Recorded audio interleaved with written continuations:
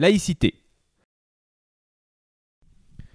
Privé et public, vous faites le même travail, vous avez les mêmes obligations de service et les mêmes missions d'enseignement. Vous avez passé les mêmes concours, vous êtes employé et rémunéré par l'État.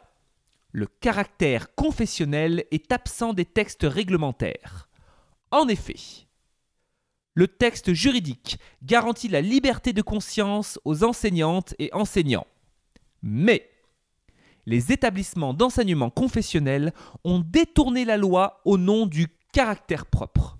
Les statuts de l'enseignement catholique de 2013 confondent caractère propre et incitation à toute expression religieuse.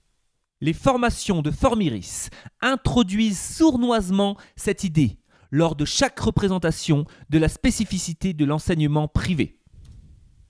De nombreux projets d'établissement évoquent le caractère propre dans les contrats de travail du personnel non enseignant. Pourtant, la loi ne définit pas le caractère propre par un fait religieux. L'expression caractère propre apparaît pour la première fois dans l'article 1er de la loi Debré de 1959. Jamais il n'est fait référence à une position religieuse. Le caractère propre est illustré par le fait que les établissements privés recrutent leur propre personnel, y compris enseignants. La liberté de conscience, d'après la loi Debré, doit être respectée. On ne peut obliger personne, élève ou personnel, à adhérer à un projet éducatif à caractère religieux en contradiction avec ses convictions. Mais les établissements du privé remettent régulièrement en cause la liberté de conscience, avec la primauté du préaccord qui privilégie les convictions religieuses aux compétences pédagogiques, avec l'incitation pressante faite aux professeurs des écoles pour qu'ils assurent bénévolement 1 heure de catéchèse, avec l'utilisation des journées pédagogiques à des fins religieuses, avec la suppression des heures de cours au profit des cérémonies religieuses obligatoires. C'est intolérable.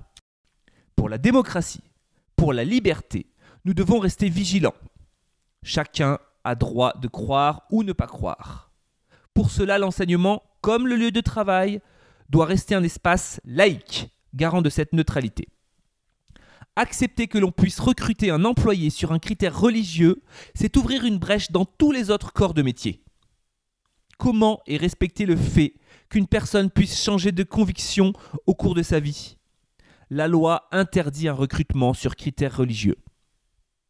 C'est pourquoi, lors des élections, votons et faisons voter pour le respect des textes officiels, pour la liberté de conscience, pour un recrutement sans discrimination confessionnelle, pour la fin du préaccord collégial. Non à la suppression des cours pour raisons confessionnelles. Non à un sous-statut pour les enseignants et enseignantes du privé. Oui à la garantie de la laïcité.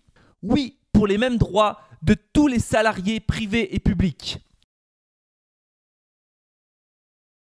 Le Sundeb solidaire, le syndicat qui porte ses revendications.